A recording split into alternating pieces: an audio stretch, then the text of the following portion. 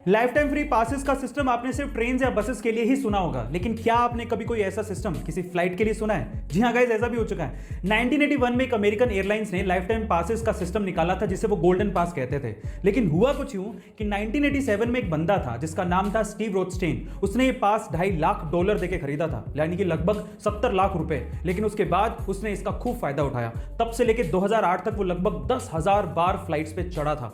मैं आपसे सवाल पूछता हूं कि आप अभी तक कितनी बार फ्लाइट पे चढ़े हो? वो बंदा 2008 तक 10,000 बार फ्लाइट पे चढ़ चुका था। और कंपनी ने एस्टिमेशन लगाया था कि 2008 तक कंपनी को लगभग 1.5 अरब रुपयों का नुकसान सिर्फ उस आदमी की वजह से हुआ था। उसके बाद 2008 में जैसे तैसे उन्होंने उसके पास को रद्द कर दिया और उसके बाद ऐसे पासेस कभी दिए ही नहीं। गाइस, क्या आपने भी कभी लाइफ टाइम पासेस का ऐसा फायदा उठाया है? कमेंट सेक्शन में जरूर लिखिएगा। और ऐसे अमेजिंग वीडियोस के लिए share, subscribe and like. Dhirubhai Ambani ने आखिर इतना पैसा कमाया कैसे? वो इतने अमीर बने कैसे? क्या इसके पीछे की वजह जानते हैं? इसके पीछे की सबसे बड़ी वजह थी उनकी रिस्क टेकिंग कैपेबिलिटी, उनका रिस्क उठाना।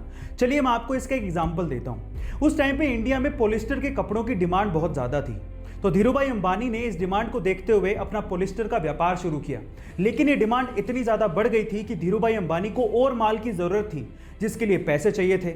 लेकिन इतना सारा पैसा बैंक देने को तैयार ही नहीं था। इस वजह से धीरूभाई अंबानी गए सीधे लोगों के पास और उन्हें कहा कि आप लोग मेरे बिजनेस में पैसा लगाइए। अगर नुकसान हुआ तो वो मेरा, लेकिन अगर फायदा हुआ तो वो सबका होगा। इस तरह से रिस्क उठाकर धीरूभाई अंबानी ने बहुत पैसा कमाया और यही उनकी सबसे बड़ी वजह थी।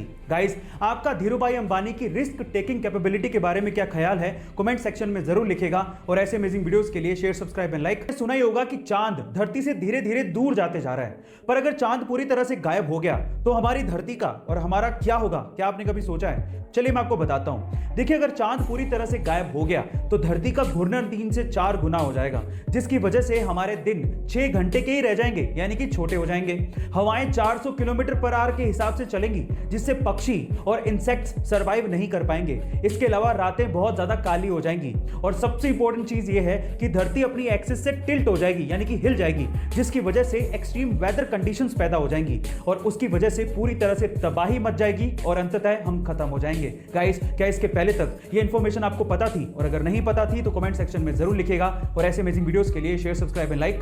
अक्सर सड़क किनारे आपने ये देखा होगा कि ट्रैफिक पुलिस वाले आपकी गाड़ी की चेकिंग करने के लिए आपको रोककर सबसे पहले आपकी गाड़ी की चाबी निकालते हैं। और हम लोग ये सोचते हैं कि शायद चेकिंग के दौरान पुलिस को यह अधिकार होगा कि वो हमारी गाड़ी की चाबी निकाल सकते हैं, लेकिन ऐसा कुछ नहीं है। मोटर वाहन एक्ट के तहत उनको ऐसा कोई अधिकार नहीं दिया गया है और ये गैर कानूनी है।